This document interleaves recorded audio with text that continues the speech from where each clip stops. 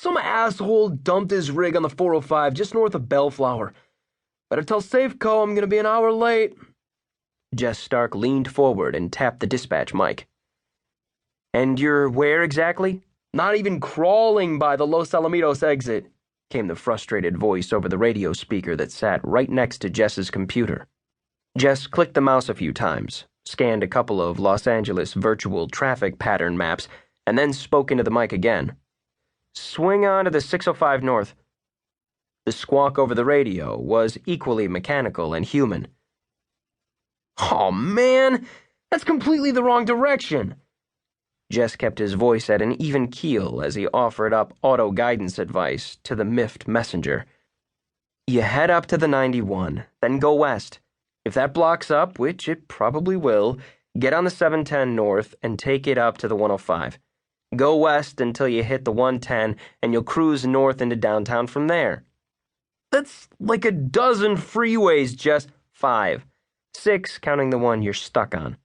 "How am I supposed to keep track of all that?" whined the driver. "You don't. That's why I'm here. You just drive." Jess patiently began repeating the numbers in sequence: 605, 91, 710, 105, 110, till it became the messenger's mantra. By the time the driver got onto the 605 North, the anxiety had fled from his voice, and Jess clicked off, knowing the package would reach its destination on time. "I could have just called the client and told him we were running late," said Rose, Modern Messenger's Jill of all trades.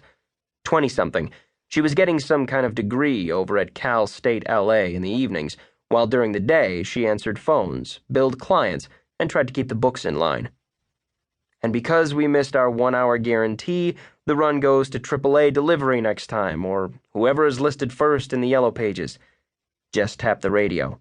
"Plus this way, Clayton learns more shortcuts, and I hold his hand less." Rose harumphed.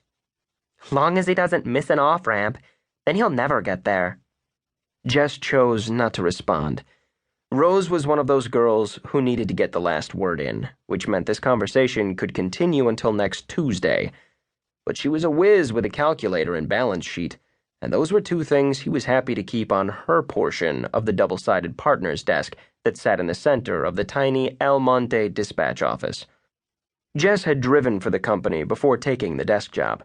Blowing out an engine on his old Nissan by piling up close to 100,000 miles in less than 3 years and a multitude of speeding tickets had made the decision simple. And he couldn't stand one more day at the so-called comedy traffic schools to wipe out a violation. Jess's own private tour of hell. When Old Man Martinez decided to retire, it left an opening behind the dispatch mic. Jess was happy to fill it.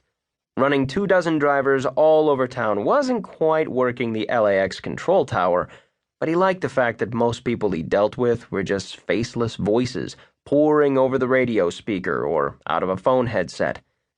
Jess took pride in the fact that he had upped the on-time delivery percentage from under 80% to 98% in the year he'd been behind the desk. Occasionally, circumstances beyond his control would cause a run to slip through the cracks. A package that wasn't ready, a wrong address, the 2%. But recently, he had found drudgery creeping into the job. Jess could tell because he was doing more Sudoku puzzles and reading 2 detective novels at once while dispatching his fleet. The challenge had been laid down and met. Jess knew he was ready for greener pastures, but didn't have the slightest idea where to go look for them. It was one of the reasons he had taken to doing the Santa Anita run himself, even though it meant tempting the engine trouble fates or the El Monte cops chasing a citation quota. Sure, he could have worked it into one of the driver's schedules, but he got him out of the office 4 days a week and let Rose feel like she was steering the ship for a bit, though upon his return Jess invariably had to reroute messengers she had spread all over the City of Angels. At 2:30, Jess walked out to the parking lot, jumped into his year-old SUV, and headed up Peck Road toward Arcadia. Shortly before 3, he pulled into the racetrack parking lot, which was so vast it had doubled for Wally World, the amusement park in National Lampoon's Vacation. He paid his admission and